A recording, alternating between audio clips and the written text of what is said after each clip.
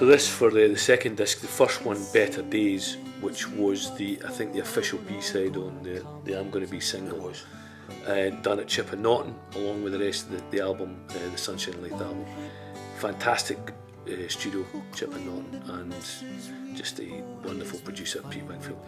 And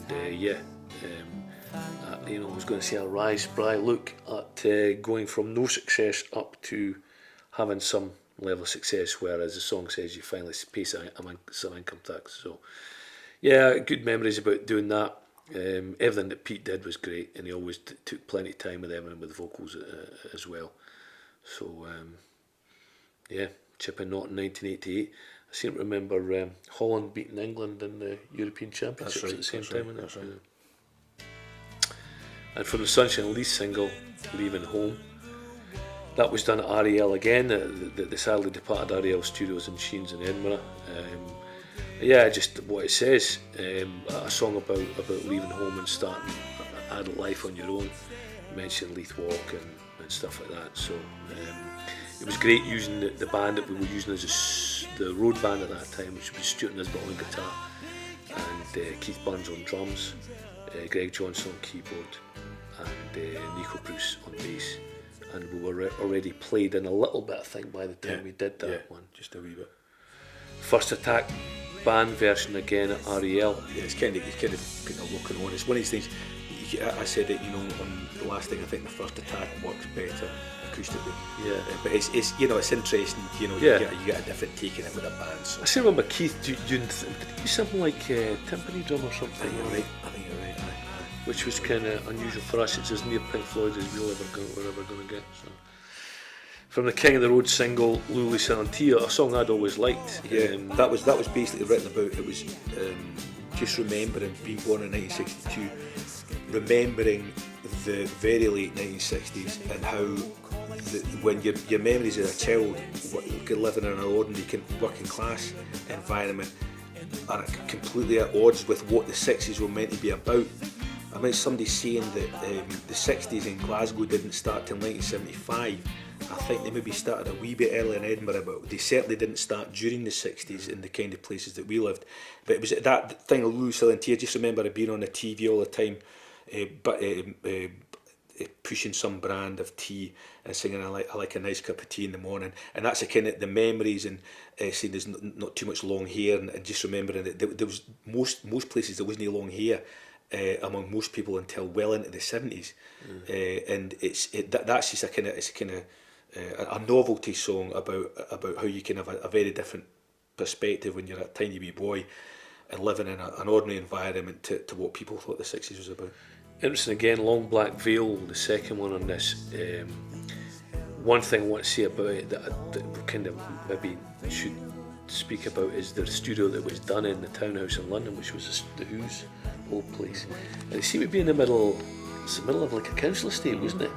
But there was a great atmosphere in it. It was anywhere you worked with Pete Wingfield, it was always professional because Pete was great. But there was an atmosphere in that studio, and Long Black Veil was about as far away from the Who as you can imagine. Yeah, we did it because we did the Lefty Frizzell version of that song, and I always thought it was a really good song. And Charlie's right, kind of doing something like that in the place where Pete Townshend gradually deafened himself. It was quite interesting. Not Ever, again recorded in the same place, which was I don't know what the approach was on that. When you do things and you think it didn't quite come off as I thought. I kind of imagine it as a kind of Beach Boys thing, but I suppose you have to be Brian Wilson to get the Beach Boys right. Everybody else that's tried it really gets it wrong. It's not a bad song, but yeah, I remember Steve Shaw, who played the fiddle on Sunshine and Leith. He also did a wee bit on that as well. Yes, recorded in the Who studio at Townhouse. Nicky Campbell session number 7. I remember that with great affection. I thought it was maybe the best song we did, the best session we ever did. And yeah, the What Do You Do song could only been recorded a few months before. I actually don't know how much we'd played it live or how much we'd even played with that band live by the time we did it. We'd probably done a fair amount. Pretty good version of it. that whole session seemed to go really well. What Do You Do obviously featured on the Sunshine on Leith record, and pretty good version of it. The number 8 is Hard Times Come Again No More, which was a suggestion by Stuart Nisbet, the guitar player, of an extra song to do. Again, we were only 2 albums in, so there probably was, you were always looking around for maybe something else that could make the set just take it somewhere else for a wee bit. Well, I think we did it's not bad, that. It's quite good. Yeah. It was a good suggestion by Stuart, and a very, very good song, an Irish song, and I think we did a reasonable version of it. Number 9, Over and Done With, which would have been maybe the first recording with a band of that song. Done the same session, Nicky Campbell. That one, the Over and Done was one of these ones that actually does work quite well with a band. It doesn't, some of them don't, but that seemed to work quite well with a band. That was recorded at the big BBC place, wasn't it? Maida Vale. Yeah, great. We'd done it one session there before for Janice Long, and then this was the second time I think we'd visited it, and everybody who's anybody since the 30s had recorded it in Maida Vale. Last one in that session was Sean, a version of Sean again for Nicky Campbell. Yeah, good version I think. Band was cooking, nobody was arguing too much at the time I think, and everybody was enjoying it. So that's when, if you catch a band at that stage and everybody's still enthusiastic about it, I think you could hear that on that session. BBC Going Live, Christmas Extravaganza, 23rd December 1990. Remember it quite clearly. Philip Schofield, who was we'd met a couple of times during his kids' TV programmes in England in the late 80s, Swap Shop or whatever it was then. Very nice man, a real gentleman actually, a really pleasant man to work with. Did King of the Road, and King of the Road had just been a hit. The King of the Road was like a hit in October, November of that year. Yeah.